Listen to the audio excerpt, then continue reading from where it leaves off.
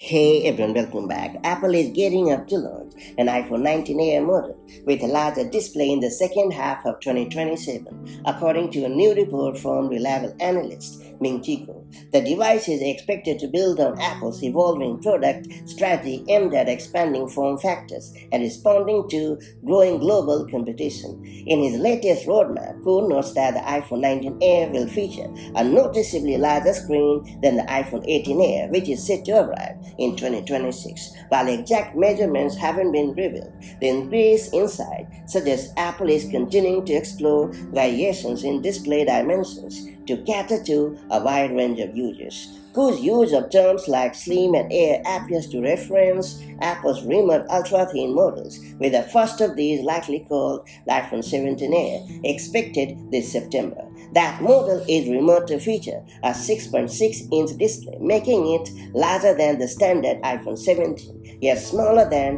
the iPhone 17 Pro Max. The expansion of the Air lineup aligns with Apple's anticipated shift to a biannual release cycle beginning in 2026, a strategy aimed at staying competitive, especially in the Chinese market. It's worth pointing out that Kuo also reaffirmed Apple's plans to release its first foldable iPhone in late 2026, with a second-generation foldable device and the iPhone 19 Air arriving the following year. Notably, 2027 will mark the 20th anniversary of the iPhone, and reports suggest at least one model that year will feature a truly edge-to-edge display, pushing Apple's design language even further.